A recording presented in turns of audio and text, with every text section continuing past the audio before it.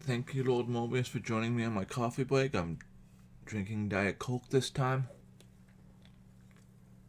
And I'm drinking some sort of red Kool-Aid. I think it might be strawberry or raspberry. I'm not sure. From what I recall from our previous talks, you're a really big, well, not big, but you're a fan of 007. Yes, I am.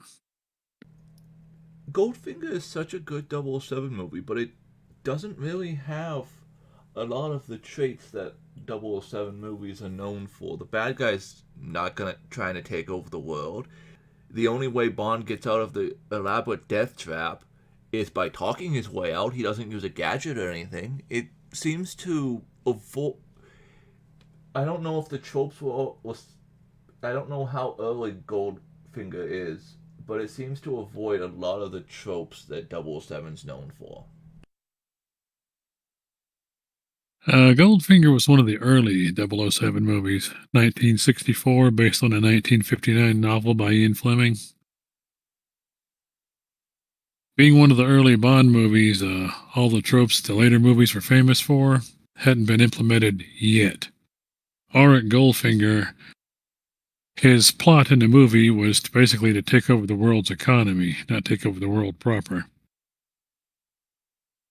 He had an enormous stockpile of gold bullion, and he was going to set off a nuclear device inside Fort Knox to irradiate the American gold supply for the next 20,000 years or whatever it is, so the half life of the explosion was going to be. Basically, taking it out of commission and circulation so that the overall gold supply in the world would be greatly reduced. And since he was sitting on top of a massive stockpile of it, he would basically rule the world economically. That was the plot there. That was back when the dollar was backed by gold, wasn't it? Yes, 1964. We went off the gold and silver standard in early 70s, 72 or 73 under President Nixon.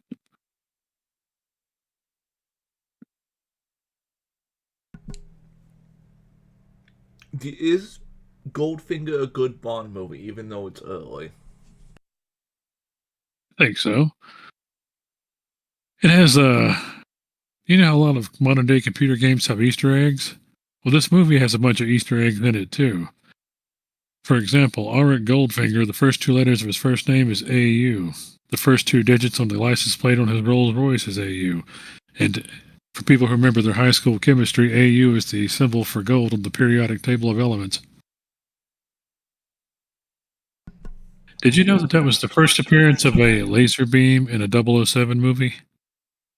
The one that Oleg was gonna kill Bond with? Yeah, the very first time it's ever showed up in a Bond movie. Then again, it was 1964. It was one of the early ones. But in the original script, the scene had a spinning buzzsaw blade until it was decided that the spinning buzzsaw theme had been overdone, commonplace and unoriginal. So they replaced it with a space age laser. And you get that famous line where Bond says, "Do you expect me to talk?" Goldfinger says, "No, Mr. Bond, I expect you to die." That was classic. Bond would have died in that scene if he hadn't convinced Goldfinger that he was useful to be keep alive. Exactly. Well, Bond was supposed to be brilliant in addition to being, athletic and active when it comes to fighting. I, I feel like a lot of later Bond movies, Bond gets out of the death trap by gadget. Well, the gadgets were popular with the crowds, so they had to increase the use of gadgets. In the early Bond, I think you'll find that most of the gadgets were built into the cars. The headlights that pop down and the machine guns come up, or the bulletproof shield that elevates from behind the trunk to protect the driver and the passenger, the ejector seat. They were all part of the car itself. And later on, he's got, special watches and things like that to do various things. Is GoldenEye the first movie where you see another double O agent? The first movie, it may be the first one that actually puts one on screen.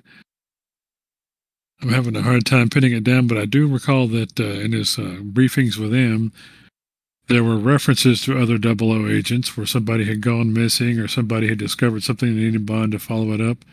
There were hints that there were more of them, but they didn't have the budget to put them in there. I think GoldenEye might have been the first time they had one on screen. When you first saw GoldenEye, did it surprise you that 006 turned traitor?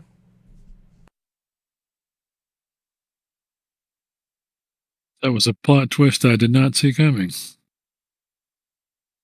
However, 006 was played by Sean Bean, and when he got killed early in the movie, well, it's Sean Bean. Of course, they're going to kill him off. I did not see him coming back as the bad guy at the end of it, though. Has that always been a thing that they kill Sean Bean early off in the movie? And just about every movie or TV show that Sean Bean has had an appearance in, he almost always gets killed. If you recall his character from Game of Thrones, he was beheaded. If you recall him in all the various, action crime movies he's been into, he always ends up getting killed by the cops or double crossed by his partners. If you recall him in Patriot games where he was going up against Harrison Ford, he ended up getting killed in a boat chase out at sea during a storm. Apparently, he has a specific skill at dying on camera, so they try to work it into just about everything. Is M a rank then? It is a position, like being a colonel or in this case, I think M is a short for minister of military intelligence. So Q's also a position? Q is the head of the Q branch, and the Q branch comes up with the technology for spy equipment. So Q is the top Q. Everybody else is some sort of a technician. Tech guy, Boris from GoldenEye. Is he a good... Do you enjoy his character? I interpreted his character to be like a college level hacker nerd stereotype, but a Russian one with a Russian accent. You could tell he was full of himself, even though he's like a computer genius. He could hack through all the defensive software and security protocols. His arrogance and hubris got him killed in the end. Didn't James Bond's pen bomb get him killed in the end? Yeah, the one where you click it 3 times and it starts the timer and it goes for 3 seconds. He was twirling it in his fingers, absentmindedly clicking it while he was working on his project. Arming it and disarming it? Yeah, ended up blowing himself to Kingdom Come.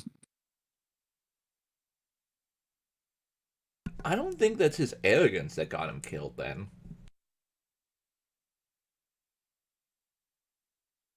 Well, he was an arrogant character.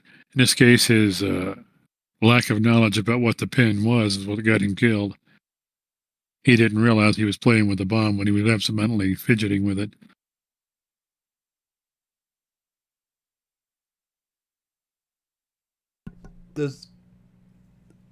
Who is this the Russian general or 006 the main bad guy in GoldenEye?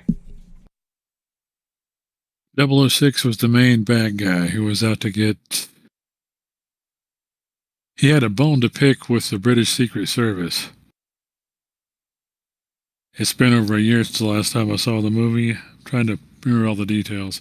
He had a bone to pick with M and the Secret Service, and he was going to use GoldenEye to basically set Britain back to the Stone Age, and he was using the Russians to help. He was using the Russians as a flunky, as I could tell, as I recall.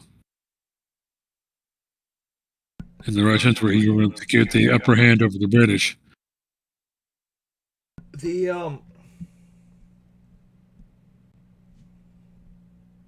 I know it's a trope for Bond to sleep with the female henchman of the bad guy, but I don't think that happens in GoldenEye. Unless I missed that part of the movie, which is quite possible. As I recall, the female henchman of the bad guy was a helicopter pilot who could fly any helicopter ever made. And the romantic tension between Bond and the female girl, the Bond girl, she was a survivor of the first GoldenEye attack. What It was makes a different. what Yeah. makes a Bond girl a Bond girl? Typically, she's a either a fashion model or a Playboy bunny or something like that. It's being a Bond girl in the film on the screen has been considered to be a boost to anybody's career that's trying to get ahead in modeling, becoming a supermodel or something like that. Who do you know who they casted as Bond after Daniel Craig? I think that's the Bond's name. Daniel Craig, he was the most recent one, and I vaguely recall hearing a rumor that somebody had been offered the role, but they were waiting to see if they was going to decide to take it or not. Let me Google that. Newest James Bond actor. Aaron Taylor Johnson. There's a rumor, according to Deadline Hollywood, that Aaron Taylor Johnson has been offered the role. They're waiting to see if he's going to accept it or not. Do you think he would be a good Bond? That is a tough call. I'm not particularly familiar with this actor as what he's been in, but just going by the picture here on the Google screen, he has the look to pull it off. Haven't seen anything, so I don't know if he has the acting chops to back it up for a super spy, but he has the look to pull it off. Wasn't that one thing people complained about, that Daniel Craig didn't look like Bond? That's true. Back when he was first cast as Bond, he had been in a number of war movies and action movies like that, but he always was portrayed as being more of a soldier grunt instead of being a suave, sophisticated man who could charm the socks off anybody to figure out the information he needs to save the day as a super spy. He was more suited for playing like a guerrilla behind the lines fighting the Nazis in World War II, for example. I guess we're looking for the male model type. You know, not ruggedly handsome looks, but smooth, polished, good looks.